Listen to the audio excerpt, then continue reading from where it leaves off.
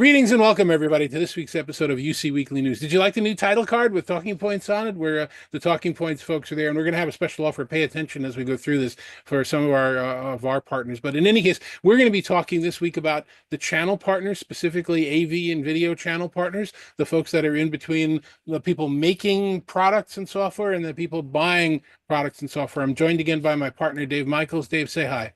Hello, great to be here. And we've got we have three terrific guests with us as well. Let me start with my friend Daniel Rogers. Dan, say hi. Tell everybody who you are and what you do. Yeah, thank you, David. I'm absolutely thrilled to be on your call this week. My name's Danny Rogers. I'm AVI-SPL. I'm responsible as the VP of Global Strategic Accounts, which is a unique program to AVI-SPL, looking after about 40 of the truest and biggest contributors to our business. I've been in the AV world for nearly 30 years, hence most of the time I've known David, having worked within the manufacturer world, but most of that time working true global positions. So the experience and knowledge really gained, not just localized from an EMEA perspective, but really across all continents. And most recently, the last 2 or 3 years, really gained a lot of experience within Asia and emerging markets such as India. As I said, I'm thrilled to be on your call, and indeed, looking forward to major events coming up, most notably ISE next week. Daniel, terrific. Thank you. Dave, why don't you introduce yourself? Tell everybody who you are and what you do. Dave Berlin. Again, thank you, Dave, for inviting me. Like my colleague in the UK, I've known you, Dave, for probably 35 years or so, since we started out in the industry. 34, okay? No, 40, but go ahead. We're dating ourselves. Yes. And I'm the CEO of Visual Image Display. We're a systems integrator. And I've spent my entire 40 or so years in the channel building systems for major companies, doing everything from building systems for JP Morgan, United Nations, across an array of technologies, and having had the privilege of introducing technologies like nonlinear editing and video conferencing, being one of the first integrators to sell it. So the history is long, and I'm excited to be a part of this conversation. And finally joining us, Eric Snider from CTI. Eric, tell everybody who you are and what you do in the industry. Guys, my name is Eric Snider. I am the Chief Technology Officer for CTI, and pretty much I make sure that people have a fantastic technical experience with our dealings with all of the clients that we take care of. Thank you, Eric. So as you guys are watching this, it's the day before ISE in Barcelona. Dave Michels and I are just about there and starting to do some work. So let's talk about large trade shows. Dave, do you want to ask the first question? This is a good build-up for the show because I normally am covering collaboration, and we go to events like Enterprise Connect, and people say, "Why are you having an event? Why don't you just go have an online meeting or something like that? Why do you have to have these events?" But it's going to be even worse, really, in the AV space because we're going to be there, and there's going to be nothing but meeting rooms on display. It's going to be all meeting rooms. So let me ask you, what do you look for at a conference like ISE? Daniel. Yeah, it's a really good question. And I guess over the years, particularly post-COVID, people have asked really about the genuine value of whether it's an ISE, whether it's an Infocom. And for us as an organization that is for a European show, although it is populated and attended by people globally, we see ISE as probably the premium show. The opportunity there for someone like AVI-SPL, where we this year have 2 huge stands. We have an immersive studio. We have a full summary of our what we call XTG, which is our experience group. And then also our services-based solution called Symphony is all on display. But the real value for us is the fact that every single year, our level of attendees, our level of attendance, and our level of new sales opportunity increases year over year from attending a show such as ISE.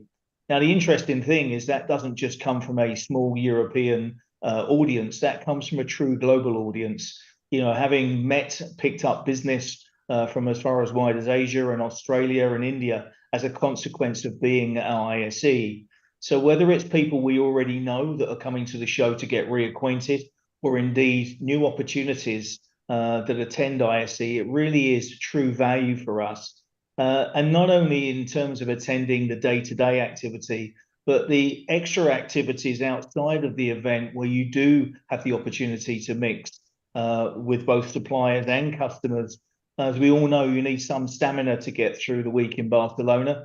But in terms of getting through that, we see genuine value of attending. And we are going to take in excess of 100 people from AVI-SPL over those number of days. Bearing in mind the footfall traffic of ISE is somewhere between 80 to 85,000 people. So is it worth it for us as an integrator of our size? Absolutely it is, Dave. Well, you really set me up for my next question over to Mr. Berlin, because Daniel's saying that it's the biggest, most important show of the year, and he gets lots of leads there. So, Mr. Berlin, why aren't you going? Well, that's a great question.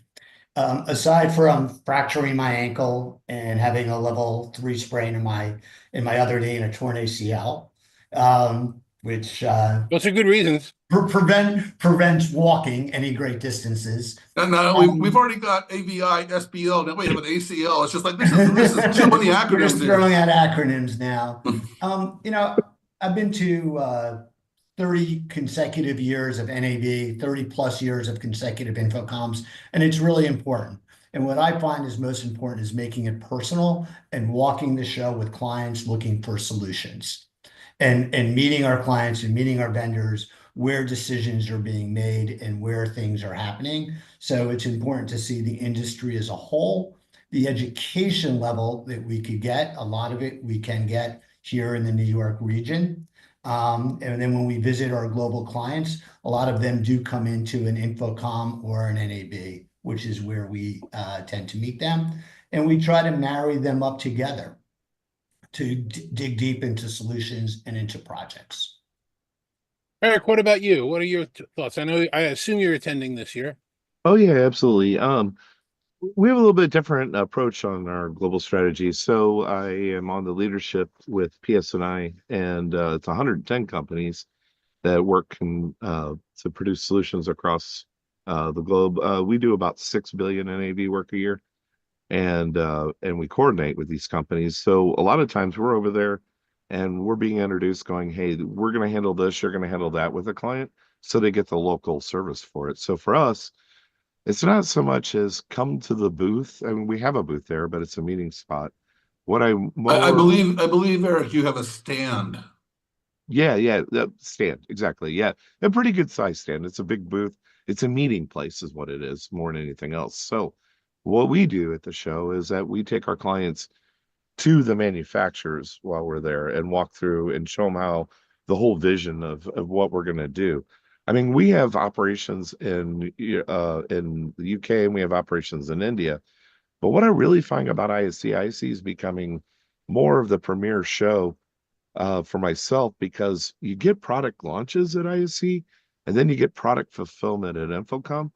So really, ISE is becoming a lot better show, and it's a little bit broader in spec of depth of just what InfoComm is.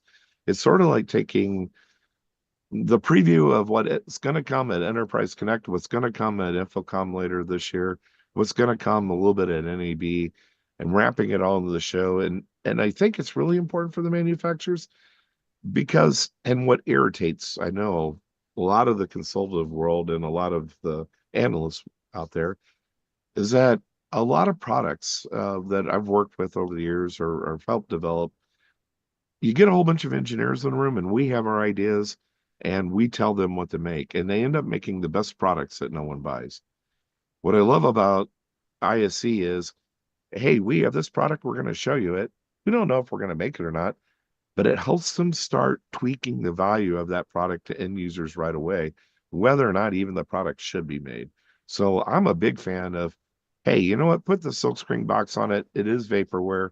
Don't be afraid to do that. Get that out in front of a crowd as fast as you can to determine whether or not you should make it to begin with, right? And it makes it a lot more efficient. It makes better products. And, you know, you got 100,000 people that attend the show. I think it was like about 105 last year or something like that. They have a global market, and it's just a lot better being more directly connected between our role here between the manufacturers and the end users at that show than I believe. I think InfoCom's starting to come that way, but ISC's always been that way. Now, all three of you talked about customers. Daniel specifically talked about getting new customers and prospects, which is kind of strange because you guys are all channel people, and every manufacturer knows that you only are order takers. You don't actually get new customers, and so I was kind of surprised by that. How do you get customers? Does trade shows the way you do it all year, or how does the modern channel partner get prospects today? Well, it's just a small part when you look at the overall marketing effort and the sales effort of an organization that is truly global, operating on every theater around the world. You know, the lifeblood of the business is, you know, retain, prospect, and yield.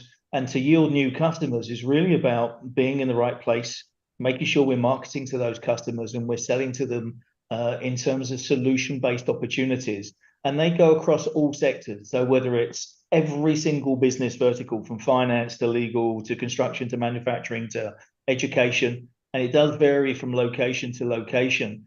But there are so many opportunities right across all of those. The market is big enough for all those players in the market. But we do market not just at trade shows, but right across the piece when it comes to, you know, the amount of traffic via the website is extraordinary. The amount of traffic through referrals and references is also huge. But there's also another element of that when you talk about growing business, is also looking from within with customers you're already trading with.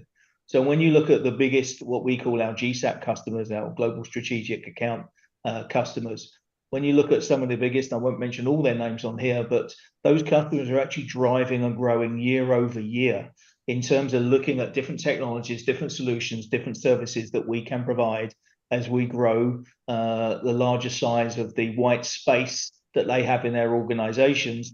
And as we all know, in terms of the return to work, different ways of working, and different technologies, which are all accelerating faster than at any other time, making sure that we're connected to the consultants, to the design people, to the smart building people, to the corporate real estate, are all ways to grow and develop our business. And having seen growth, considerable growth in over, you know, the last 20 years, been number one in system contractor news for the last 20 odd years, actually shows we are growing. But we are seeing it from different areas of the world. We've already mentioned the likes of Asia and particularly India.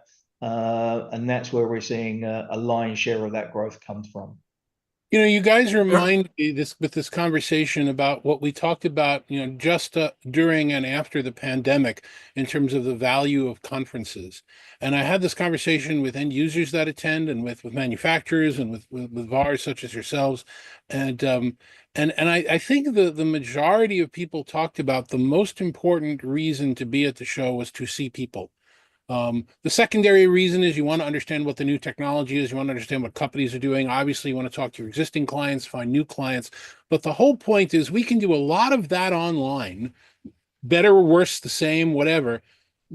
But we can't hug and we can't shake hands and we can't go face to face with people we've known for 40 years or so in the industry. And, you know, Eric, Dave, what are your thoughts about that? I mean, is that the most important part for you? Yeah, it's like for us, that's one of the strategies, and please, I'm not dogging anyone else, right? I'm just saying one of the strategies that we've done maybe uniquely at the shows is that, look, I'm here to educate you. I'm not here to tell you what you're going to do. I'm not here even to do that. So here's the thing. We're here, Mr. Client, come to the show. I'm going to show you Poly. I'm going to show you Yealink.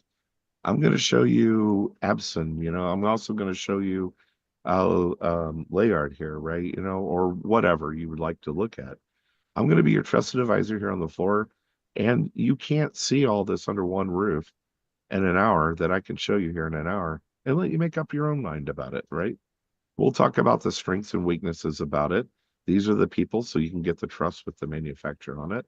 We're bridging the gap, and we're more of a concierge service, if that makes sense, right? where I can go walk them around to the different technologies. We do a ton of like maybe 200 manufacturers to have in our back pocket to go walk the client around to what they might be exploring here at the show. And that we found that builds a lot stronger relationship with the client. We're not selling anymore, we're educating now. And you can't do that not face to face and not at a show like this.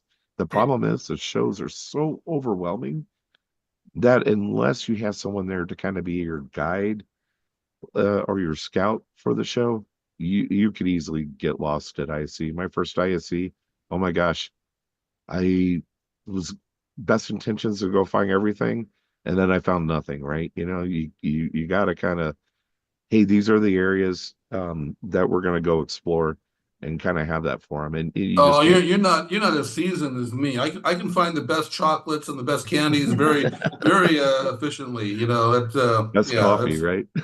Yeah. Yeah, I'm just going to tag on to what Eric just said. It's about building that personal relationship. And my old company was one of the founders of PSNI.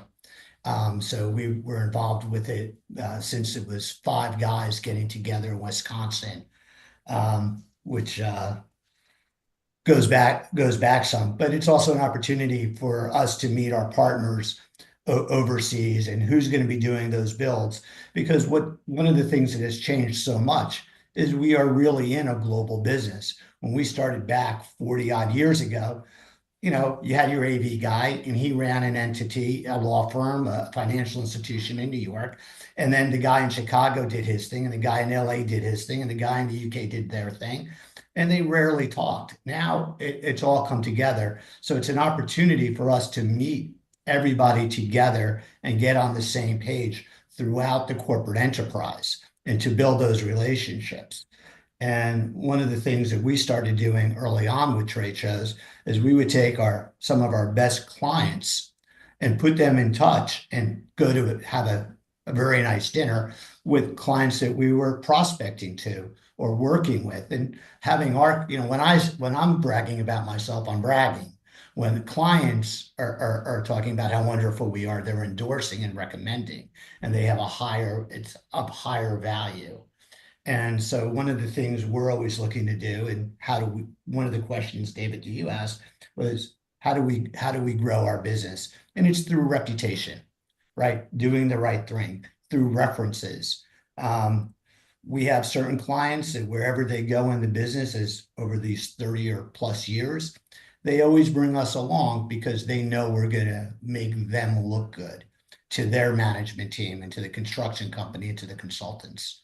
So it's an opportunity to get together, to meet partners, and for our clients to meet one another, which is why some of these networking events that we have, wherever we have them, are so important. Because it's still small enough to be a community of professionals where we all kind of know each other and we respect one another in what we do. Okay, so I think makes our industry unique. As analysts, Dave and I have the privilege and the pain of talking to manufacturers and service providers before the show with all of the new things that they're going to be pitching. And there's a plus and minus. I know there are a couple of really good new products coming out at the show, and we're going to have videos talking about that, for the week and weeks afterwards up to Enterprise Connect. But I also know that at past shows, companies introduced not just vaporware, Eric, that you're talking about, like, hey, what do you think if we build this? They say, here's the greatest thing since sliced bread. There's one product out there right now that's being discussed in a demo room that's been being discussed for 3 years.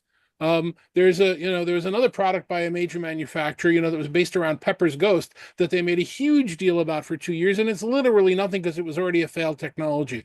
What do you gentlemen do either before the show, at the show, or after the show, to get information about what's real, what's vaporware, and what's come out? How do you stay informed? Because if you're standing still at an ISE or an NAB or an Infocom, you're not getting that information. You're talking to your clients coming to you, but you have no idea what else is going around. So let's go in the reverse order. Dave, what do you do? How do you learn about what's going on in the industry? Well, I mean, clearly it's through manufacturers, it's through trade magazines, it's through manufacturers coming in and talking to us. And rarely do I ever let a manufacturer meet with my sales team without first meeting with my engineering team, because eventually somebody has to show up and make it all work and bring it all together and suss out what's real, when it's going to be delivered, and test it out.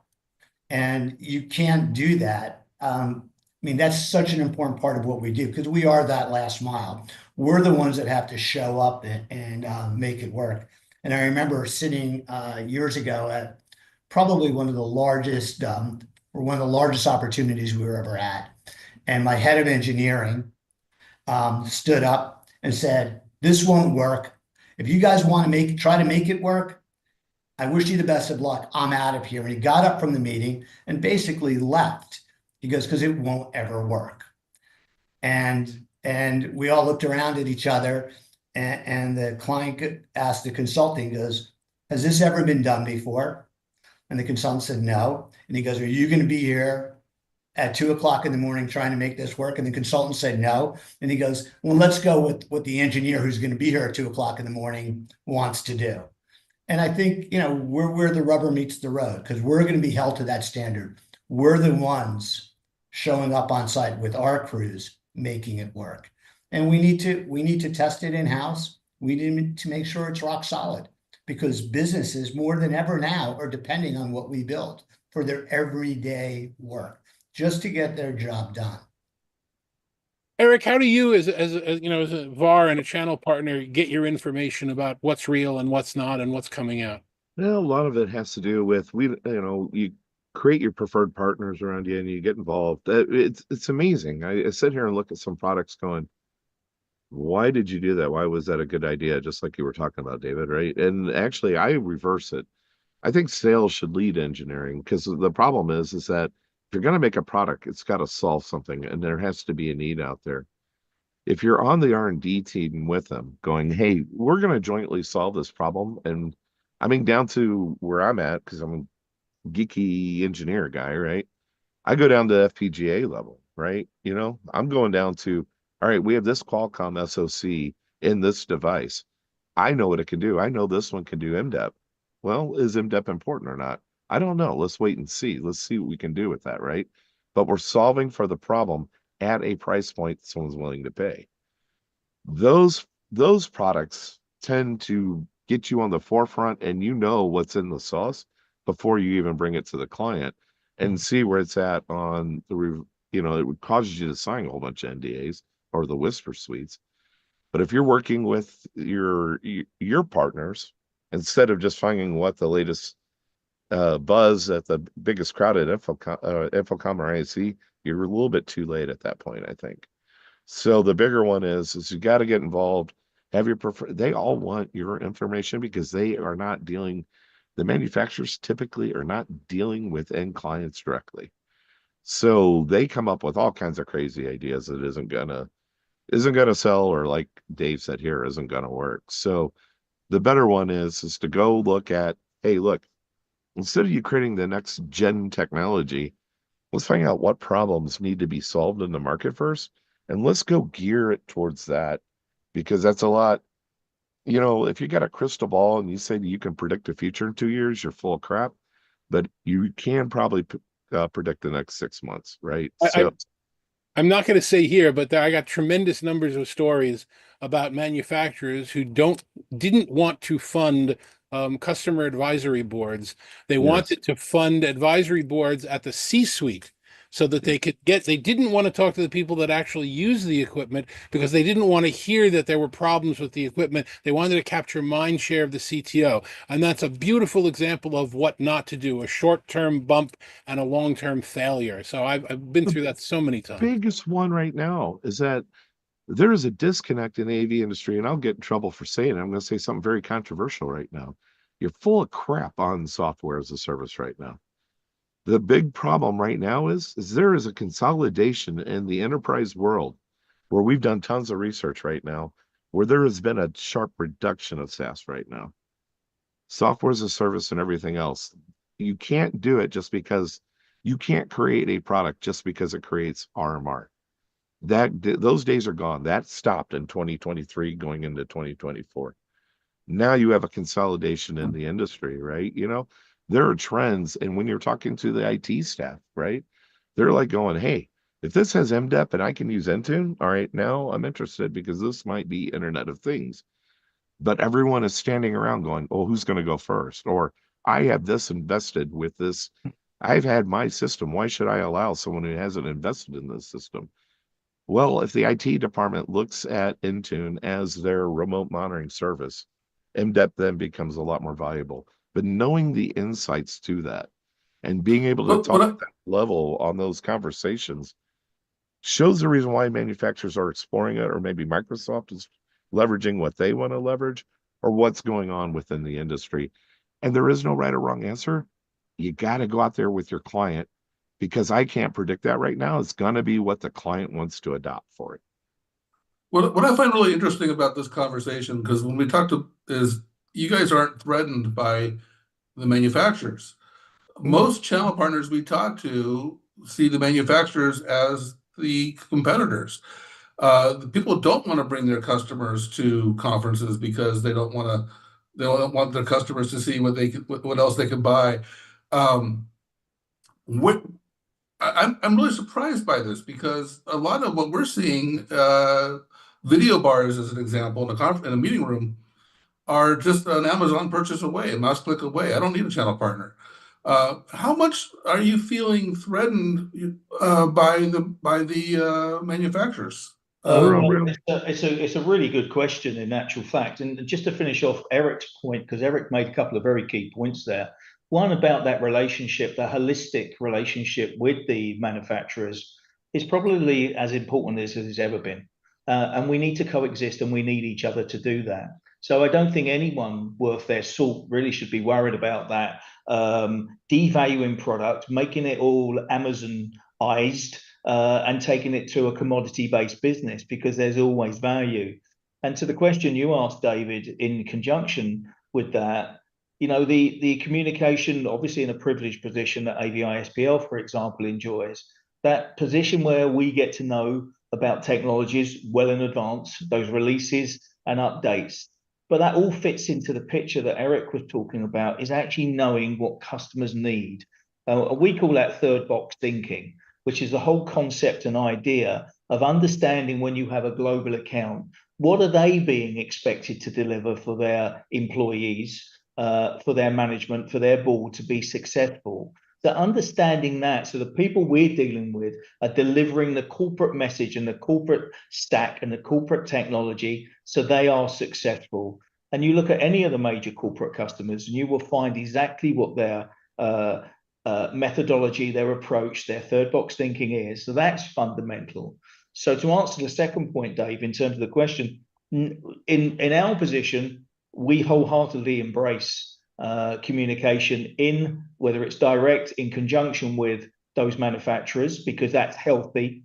But there also has to be, we should never be afraid of the value wrap that we add to that technology and those solutions. Because if it's a simple box sale, then none of us are on this call adding any value, but more importantly, making any money. And that's a key aspect, and none of us should be afraid of saying that. Our value comes from being an integrator, a workplace services provider, and everything that goes around it, because we've talked about globalization. And if we're looking to do a sound bar in a room for a Zoom call, then I wonder really how much value are we actually genuinely making from that proposition. On that one, let me add one thing to that. The other problem is don't be disingenuous. Don't blow the pro in the AV industry, right? We got a bad rap of overcomplicating rooms, right? Overcomplicating the scenario, right? The thing is that it's because you're looking at a tree and not the entire forest of the client ecosystem. Don't overcomplicate it. They made this. It goes in a room. It's just a bar. This room only needs a bar. It's only a 15 feet back, not complicated audio. They made an all-in-one. And when you make it all-in-one, you got to make it to exact parameters to work really well. So the problem is that what the manufacturers made and what's really out there in the world are totally different. They can't make one with enough wide variation to cover all the needs of the client. There's going to be a couple rooms where it's just a bar they can go buy off Amazon's and install. I was with one of the manufacturers standing there in the room for a major global client. And the manufacturer goes, well, it's easy. You could just throw it on the wall and install it. And he goes, I have 3 people to do it for 3,000 rooms. So they aren't doing that. They can't go do that. So the thing is they need us one way or the other. And in these rooms, they go, oh, well, guess what? I don't just have 15-person rooms. I have an open ceiling. Oh, we're going to do this out here in an open space area. When you get to it and you don't overcomplicate it and you provide them with good information and keep the simple, simple, but also be able to provide solutions for the complex and tie it all in together. That's the reason why we go to these shows, because I don't know of any one manufacturer that you're only using one manufacturer to do the whole room solution right now, period. Well, you guys have the benefit of that it takes multiple vendors to put these together. The reason we put this series together is we really wanted to get more into the channel specific issues. I think it was Daniel touched on the website earlier. I want to find out how you guys are actually getting new prospects. For us, for example, we sometimes sneak in promotions in our podcast. Like, for example, if you were a VAR and you wanted to subscribe to our content, you can go to talkingpointz.com/VAR and get a special offer that you wouldn't find anywhere else. And so that's one way of doing it. So how are you getting prospects? Are you counting on the vendors to give you prospects? Are you advertising? Are you doing websites? Are you doing Google ads? How do you fill your pipe? Let's go back to Dave. Well, I just would like to comment on something that Eric had said. We've been using the terms between integrator and VAR. I think it's always really important that we keep in mind, what is our value? What is the value that we're adding to any situation? Even if it's putting 3,000 bars up, they need to be done at a certain height. They need to be done with a certain consistency. They need to be tested, and maybe they need to be managed. So you know that they're, on point, that everything's working, what rooms are down. So we keep going back to what is the value that we lend to any situation. And especially with our global accounts, it's so important that we keep that in mind. Sometimes it's just scale. Sometimes it's introducing new technologies. Sometimes it's looking at a space and looking at the acoustics in a space and saying, oh, wow, these are all really hard surfaces. I have a 30-foot high ceiling. I have glass, and I have sunlight hitting this front wall all day. So what's the brightness level? How am I going to adjust for the audio? To your point, I'm getting clients. I think it's a combination of things. I think we had mentioned it earlier. It's about reputation. It's about being consistent. It's about building relationships. It's about showing up for your clients. It's about making every transaction a little bit personal. It's about your website. It's about advertising. It's about capturing the mind share of people. And I think it's about doing certain things uniquely better than anyone else. I think in the businesses, the one business I had before this,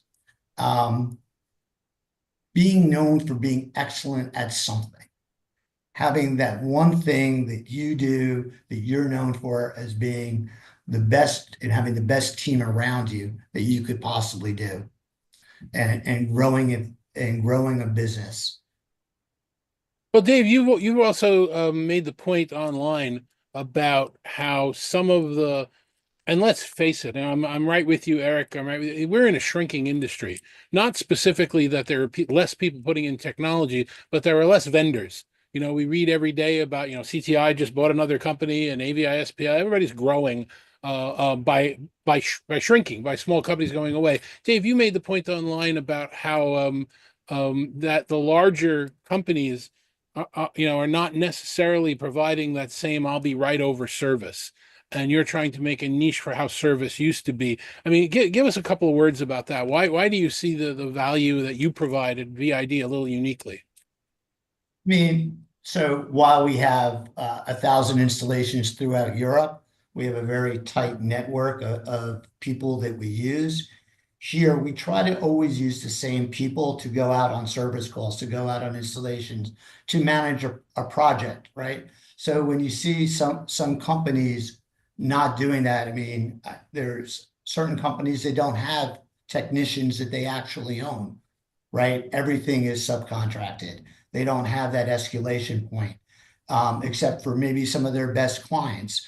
We try to keep everything pretty consistent. We could do that. I mean, this organization is a lot smaller than the organizations I'm on the call with. So we make everything very personal. We keep things together, and you're going to know your customer service rep when you pick up the phone. You're going to know your technician, and we're not going to just rotate it out every single time. The same person, you have a very high likelihood of getting the same person 3 out of 4 times on a service call, Eric, or on an engineering call. Eric, Danny, are we as an industry, we talked earlier a couple of times today about the top 50 integrators list. Are we at a point where we're going to run out of companies? There aren't going to be 50 integrators. There are going to be 12. And, what was that movie with, that every restaurant's going to be a Taco Bell or something like that? Are we shrinking too fast? We are shrinking. There's no doubt about it. And all of us here, we're mature guys that have been around this industry for many, many years.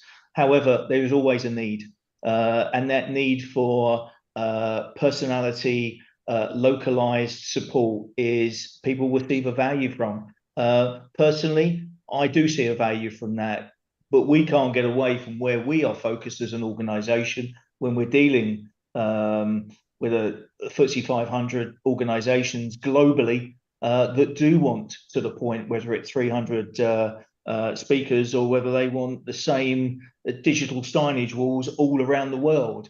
That has to be consistent. It has to be a programmatic approach to that delivery. And then that's where the value actually comes from, that economies of scale. But to suggest that, people in the contractor news top 50, that the top 25 are only going to exist would be foolish to say, because there's space to operate for every single one, no matter what they are. And then there is the diversification, of course, of technologies, whether we talk about AI, whether we talk about experience centers, whether we talk about global managed services, and the list goes on and on and that. So that verification and diversification of spend is going to mean that there's still space for everybody. But what it is going to also mean is that we're all going to have to play nicely in the sandbox.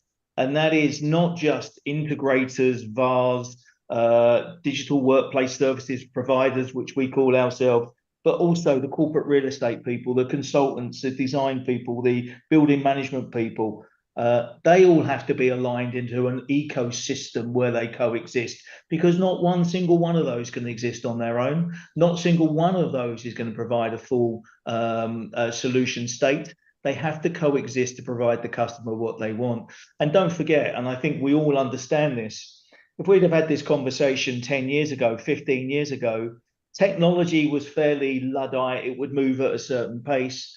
Technology is moving at such a fast pace now that really what we talk about now, if we came back in 18 months, 2 years' time, we may have a very different conversation about the technologies we talk about today, because of the accelerated nature of what's being brought to bear.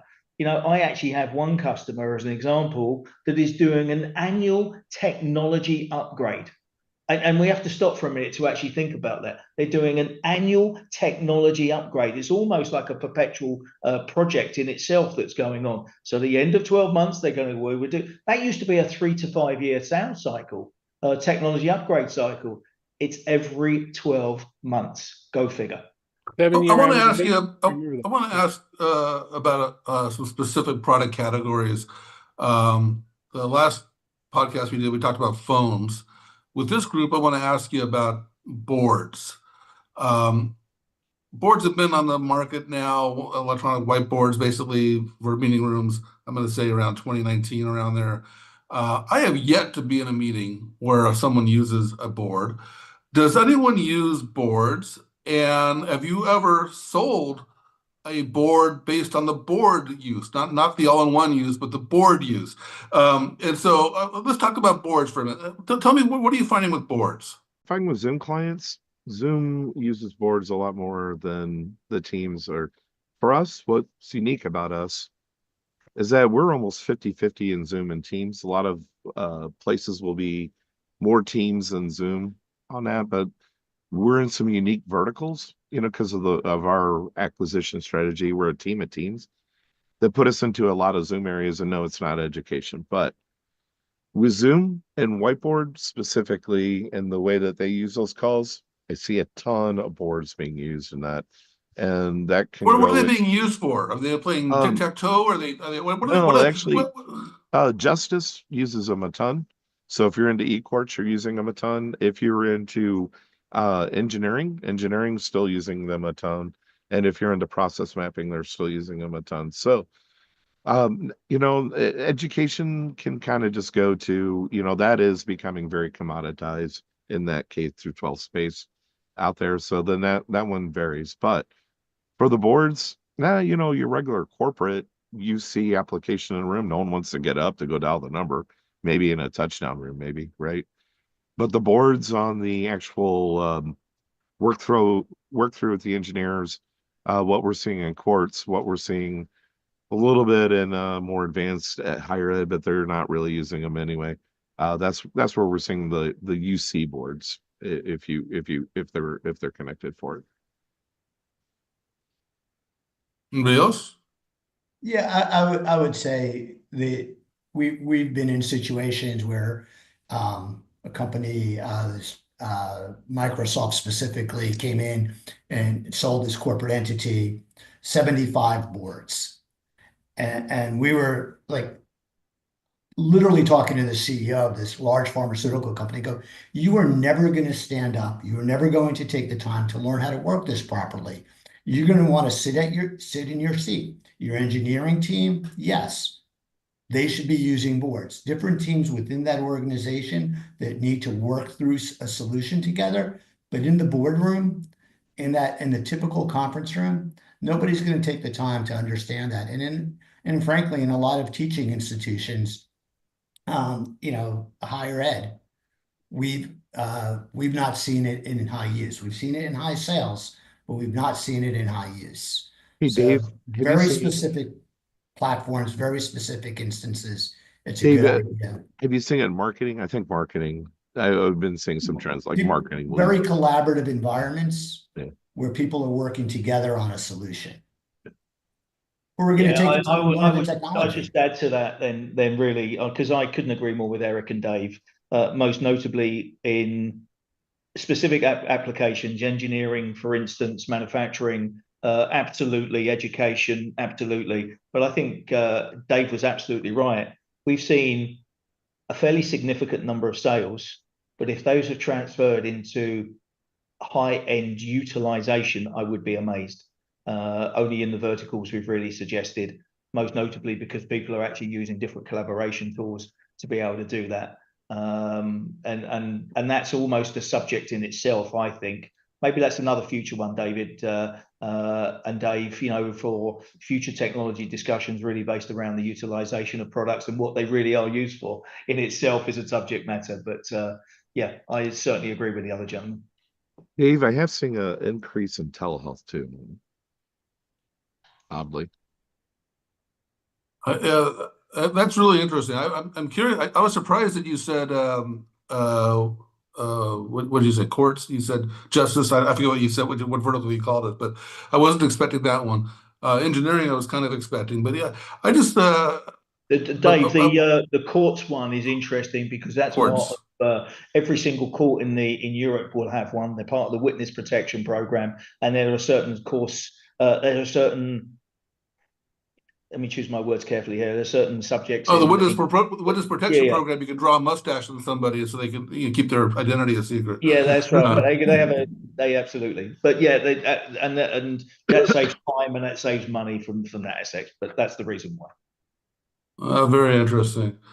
Okay, so from a channel perspective, how is your business changing in a bad way? I mean, is it? I mean, I threw out there your vendors are competing with you. You guys said no, that's not the case. How is the channel getting squeezed in the AV space? I'll go ahead and answer. Everyone's happy to jump in there. I think everyone's trying to be polite here. So Don't be polite. all right, let me go ahead, Daniel, and I'll go. Okay, I'll go ahead. I don't think there are too many bad bits at the moment when you actually look at it's just the change of the business. When we've seen CAGR and growth year over year, it really is coming from a different type of sales cycle and a sales model. And it's interesting because we're almost going back full circle to ISE. Yeah, but you just said you said the technology refresh is getting shorter. You're doing great. That's not bad news.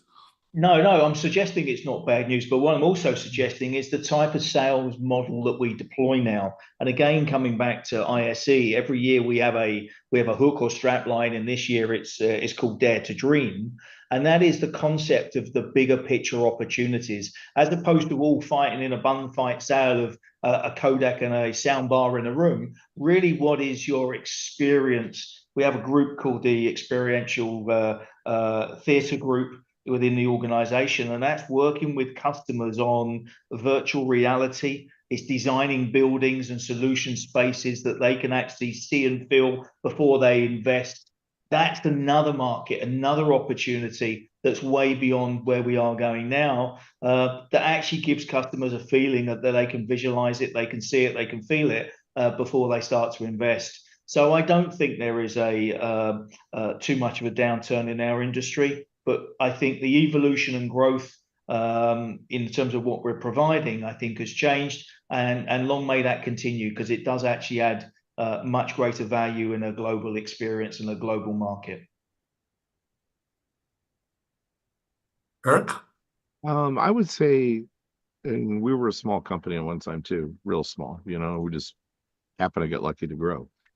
The one thing that was really true when we were smaller, and we got away from it, but we went back to it, is I would really watch out for the whales out there, right? Everyone wants to go land a whale of 3,000 rooms or something like that, right?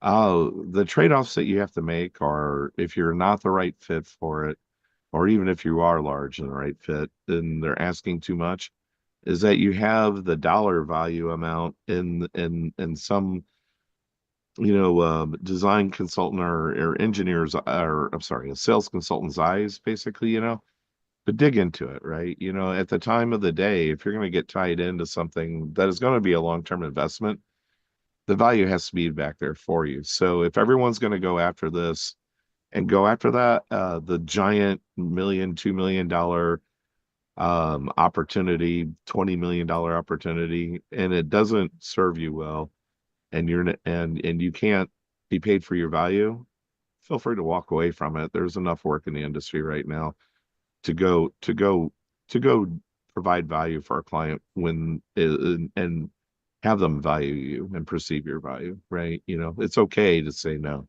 on a couple projects. So in the industry right now, there's a habit. I've seen a couple companies go down pretty hardcore because they went after that whale and they were not paid for their value, and they have all their capital tied up in this. And if you're in this kind of economy and an environment, it can take you pretty quick. Yeah, Berlin, I'll give you the last word here. What would you change about the relationship with manufacturers, the relationship with service providers, the relationship with clients, your role, again, all of your roles in the middle of this? What would you change with a magic wand to make it better and solve a problem? Well, we're certain it came up earlier. Are we threatened by our manufacturers? And the answer is that maybe at one time in my career, I had a lot of disdain when manufacturers would call on our clients directly and try to get them to buy something. But I think there's still room, and I'm certainly not that way any longer. It's just a part of life. Manufacturers are going to put their agenda forward directly to the client. I wish they would bring us in more actively when they are doing that, because a lot of times we find out, oh, the so-and-so rep was just in and told us this or told us that. I mean, we really are manufacturer agnostic. So I would hope that the manufacturer would understand our role a little bit more and bring us in when appropriate, a little bit earlier into the whole solution. because as someone said, no one manufacturer makes the entire solution or understands the entire problem, right? We're the people that are showing up with ladders to put things in to get things working. And I think on the client side, the thing that I would change is, and it's come up tangent in a very roundabout way, is how are clients measuring usage in a room? How often is that feature getting used? How often is that room getting used? What is happening? I mean, we have thousands of retail locations. People are putting in millions of dollars a year in counters and in freestanding stores, and nobody's measuring what the effect of of the content that they're playing at a specific counter is.